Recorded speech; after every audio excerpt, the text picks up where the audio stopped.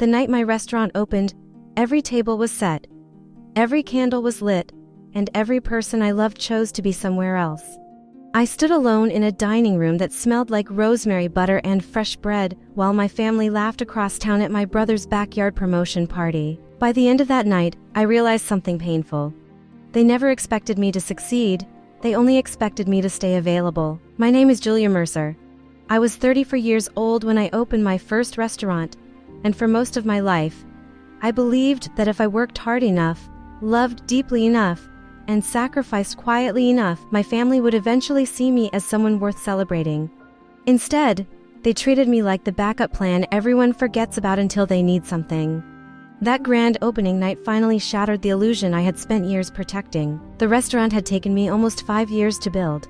Every dollar I earned working double shifts, catering weddings, and teaching cooking classes had gone into that space. I picked the light fixtures myself. I spent nights painting old wooden shelves because I could not afford new ones. I designed every menu by hand and tested recipes until 3 in the morning, while my apartment filled with smoke alarms and exhaustion. I poured my entire identity into that place because it was the first thing in my life that truly belonged to me. My younger brother Caleb had always been the favorite. He worked in corporate marketing, wore expensive suits, and knew exactly how to charm people into loving him. My parents adored him because he made life easy.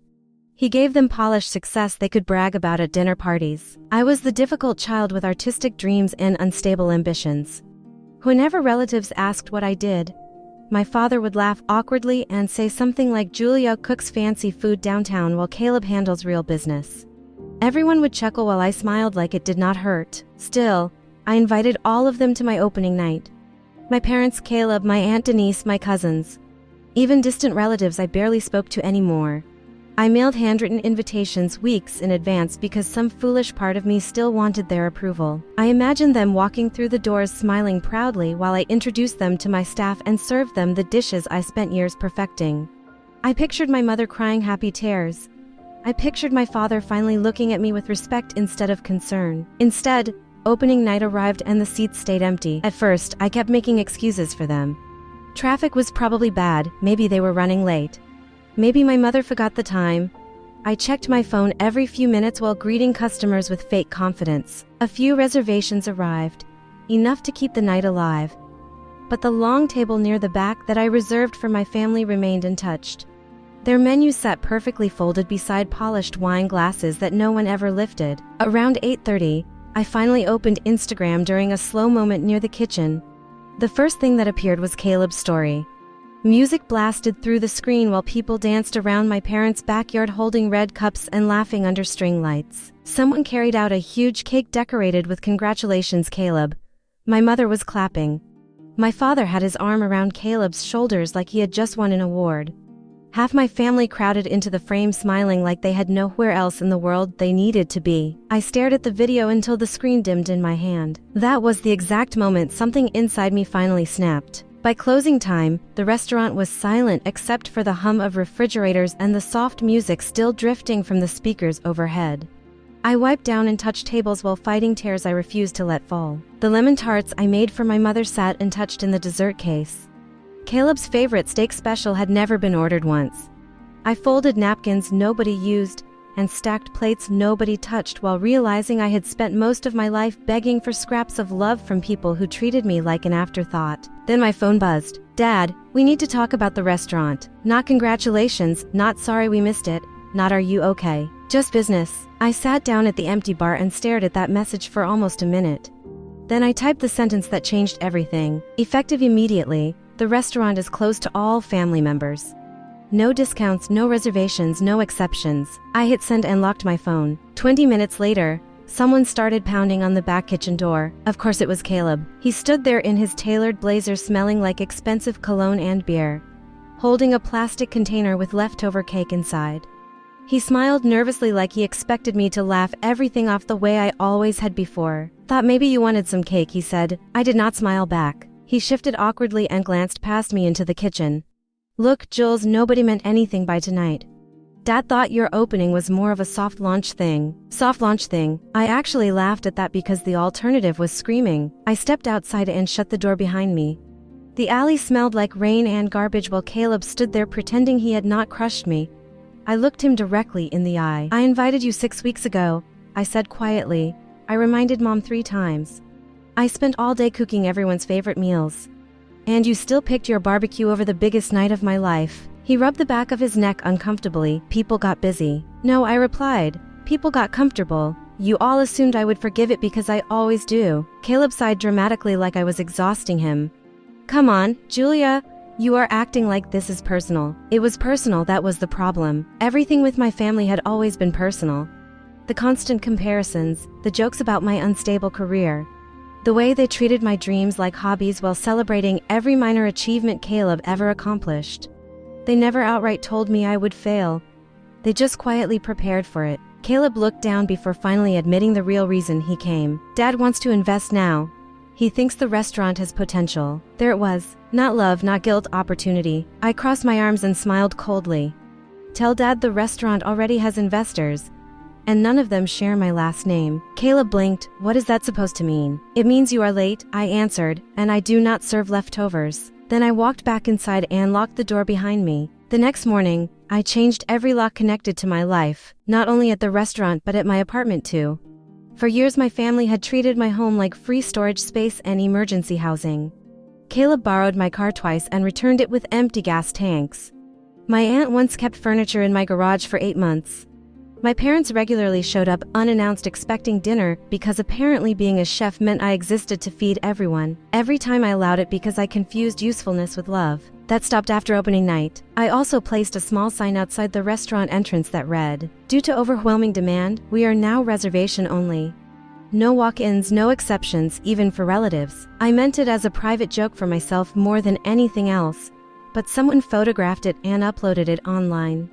Within hours, local food blogs picked up the story. By evening, it was everywhere. People loved it. Thousands of strangers shared the photo alongside captions about toxic families, boundaries, and self-respect. Comments flooded every social media page connected to the restaurant. Women especially seemed to understand the exhaustion of constantly being expected to sacrifice for family while receiving nothing in return. Meanwhile, my own phone became a war zone. My mother called repeatedly, leaving angry voicemails accusing me of humiliating the family publicly. My aunt and niece sent paragraphs about forgiveness. Caleb texted me dramatic messages about tearing the family apart over one misunderstanding. I ignored every single one. Instead, I focused on the people who actually showed up. Two tourists from Atlanta walked in because they saw the viral photo online. A young couple celebrated their anniversary there because they admired what I stood for. A group of nurses came after work and tipped my staff outrageously well after hearing my story. Every night the restaurant became louder, warmer, and more alive. And every night I felt lighter. 3 days later, my father appeared at my apartment. I watched him through the peephole before opening the door halfway. He looked irritated more than emotional, like a businessman arriving to settle a dispute. "Can we stop this nonsense now?" he asked immediately. I stayed where I was without inviting him inside. "You missed the most important night of my life," I replied calmly. "Then you texted me asking about money." His jaw tightened. "We were going to help you." "You mean control me?" His expression darkened at that because we both knew it was true. My father never gave without expecting ownership in return. If he invested in the restaurant, he would eventually expect influence over every decision I made. He glanced toward my living room. "Your mother is devastated." "Funny," I said. I was devastated too. Nobody seemed concerned about that. For a second he almost looked guilty, but it vanished quickly beneath irritation. "You are burning bridges, Julia." I nodded slowly. "Then I guess I will learn how to swim." I shut the door before he could answer. That night, Caleb texted me again. "Be careful, Mom and Dad are furious." I did not understand what he meant until the next morning when fake online reviews started appearing. The reviews all sounded suspiciously similar. Cold food, rude staff, terrible atmosphere. One even claimed we served spoiled seafood despite the fact we did not even have seafood on the menu that week. None of the names matched actual reservations. Someone was trying to destroy the restaurant online. I immediately knew it was my family. Instead of panicking, I started documenting everything: screenshots, timestamps, reservation records proving those customers never existed. Then I contacted a journalist named Rachel Green, who had previously written a small article praising the restaurant's opening menu. She agreed to meet me that afternoon. Rachel listened carefully while I explained everything. By the time I showed her the review patterns and threatening messages from relatives, her expression had changed completely. "This is bigger than restaurant drama," she said quietly. "This is targeted sabotage." 2 days later, her article went live online. The headline read, "Chef Fights Back After Family Attempts to Undermine Her Business." The article exploded. People were horrified by the details. Rachel included evidence showing the fake reviews appeared immediately after my father threatened me. Former classmates publicly shared stories about how my family had always treated me as inferior. Old coworkers described how hard I worked to build the restaurant without help from anyone. For the first time in my life, people saw the truth, not the edited version my family preferred, the actual truth. That same evening, a woman dining alone requested to speak with me privately near closing time. She introduced herself as Madison, Caleb's fiancée. Her hands trembled while holding her phone. "I did not know how bad it was," she admitted softly. But after the article, everything exploded inside the family. I stayed silent while she continued. They created a private group chat called Project Reset. The plan was to pressure you into selling the restaurant or force you into financial trouble so Dad could step in and take control. She slid her phone toward me. My stomach turned while reading the messages. My mother suggested contacting suppliers to damage relationships. My aunt encouraged fake reviews. My father discussed using financial pressure to make me desperate enough to accept investment offers. Caleb mostly stayed quiet in the messages, but he never defended me either. Madison looked heartbroken. "I cannot marry into this family after seeing this," she whispered. "What they are doing is cruel." I looked up slowly. "Why show me this?" "Because you deserve the truth," she answered.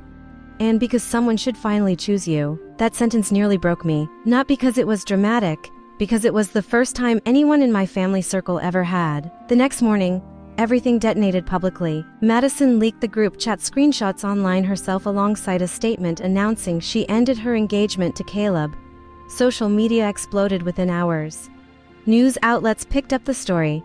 Thousands of people rallied around the restaurant using hashtags supporting me. Reservations sold out for weeks. Customers traveled from different states just to eat there. Food bloggers praised both the menu and the resilience behind it. My landlord extended my lease at a reduced rate because the restaurant brought so much positive attention to the neighborhood. Meanwhile, my family completely collapsed under public scrutiny. My mother deactivated all social media accounts after receiving backlash. My father stopped appearing at community events. Caleb sent me a pathetic apology text claiming he never intended things to go so far. I never answered, because by then, I finally understood something important. Closure is not always a conversation. Sometimes closure is silence. Months passed, and the restaurant flourished beyond anything I imagined. We expanded staff. I renovated the patio. National food magazines started contacting me for interviews. One publication featured me on the cover beneath the headline "Women Who Rebuilt Themselves." But the most meaningful moments were quieter. A teenage girl once approached me after dinner service and said she wanted to become a chef, but her parents thought it was unrealistic. A divorced mother hugged me crying because my story inspired her to leave an emotionally abusive relationship. Strangers constantly thanked me for showing them that boundaries were not cruelty. I realized the restaurant had become bigger than food. It became proof that survival can still look beautiful. Almost exactly 1 year after opening night, another invitation arrived from my family. Gold lettering, fancy paper, Caleb's engagement brunch to someone new. I stared at it for a long moment before laughing softly to myself. The same people who ignored my success now wanted proximity to it again because public opinion had shifted. They wanted photographs, forgiveness, and easy redemption. I dropped the invitation directly into the trash. Then I opened my laptop and finalized paperwork for my second restaurant location downtown. This one was bigger, brighter, and far more ambitious than the first. I hired people others overlooked, single mothers rebuilding their lives, culinary students without wealthy connections, older cooks restarting careers after layoffs. Every person on my team understood what it felt like to be underestimated. Together, we built something extraordinary. During the ribbon-cutting ceremony, reporters gathered outside asking questions about my rise from family betrayal to business success. One journalist finally asked the question everyone wanted answered. "What would you say to your family now if you had the chance?" I smiled calmly at the cameras. "Nothing." The crowd laughed softly, but I meant every word. I spent too many years begging people to understand my worth. I was done explaining myself to anyone determined not to see it. That night after service ended, I stood alone in the new kitchen listening to my staff laugh while cleaning counters and stacking dishes. The room smelled like garlic, wine sauce, and fresh bread cooling near the ovens. For a moment, I closed my eyes and remembered that first opening night when I stood alone wondering why I was never enough for the people who raised me. Now I finally understood the answer. I was never supposed to shrink myself just to make others comfortable. A woman entered the restaurant quietly before closing and approached me near the counter. She looked nervous holding her daughter's hand. "I saw your story online months ago," she said carefully. "My daughter dreams of becoming a chef someday, but she is scared she will fail." I looked down at the little girl standing beside her. Then I smiled and handed her one of our menus. "Tell her this," I said softly. "The people who doubt you are not the ones who decide your future." The little girl smiled, and for the first time in my life, I realized I no longer felt angry when I thought about my family. I felt free.